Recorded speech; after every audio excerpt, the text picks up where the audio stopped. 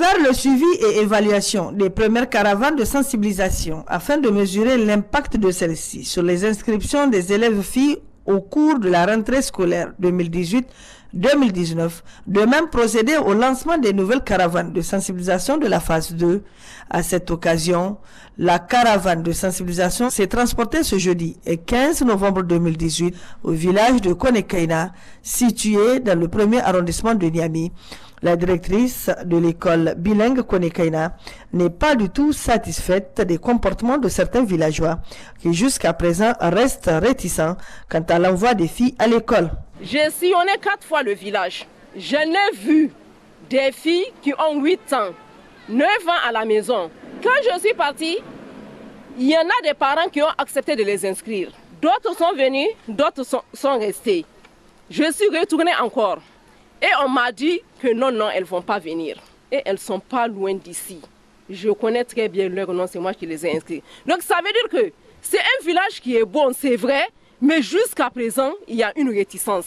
La coordinatrice de l'ONG FAD, en appuyant les dires de la directrice de l'école bilingue Konekaina, a insisté sur la scolarisation des filles et de leur maintien à l'école dans ce village. L'objectif, c'est quoi? C'est vraiment d'amener les parents à comprendre non seulement l'importance de la scolarisation des filles à l'école, mais aussi de veiller à l'éducation de ces jeunes filles-là.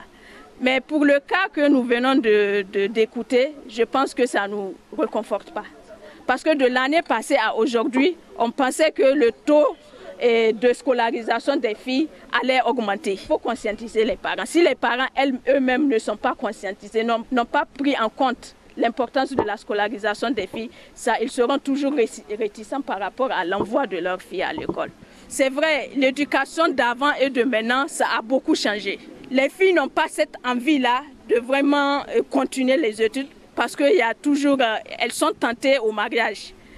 Parce que dès au collège, vous allez voir que voilà la fille, et elle a commencé déjà à suivre les garçons, à avoir l'envie vraiment de se marier comme sa camarade fille qu'on a enlevée à l'école pour lui donner un mariage.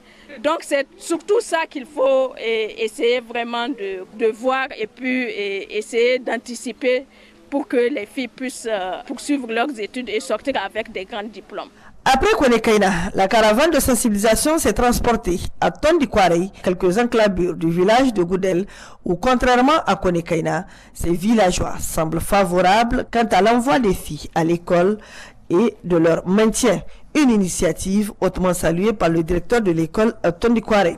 Aux parents d'élèves d'amener beaucoup plus les jeunes filles à l'école. La preuve, quand on prend l'année passée, nous avons au recrutement 25 filles. Cette année, nous en avons 44. Donc, on avoisine à peu près le double.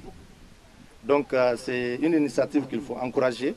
Et vraiment, nous vous félicitons beaucoup pour le travail que vous faites pour les enfants du Niger et surtout pour la jeune fille. Le chef du projet, à son tour, expliquait l'objectif visé à travers cette caravane.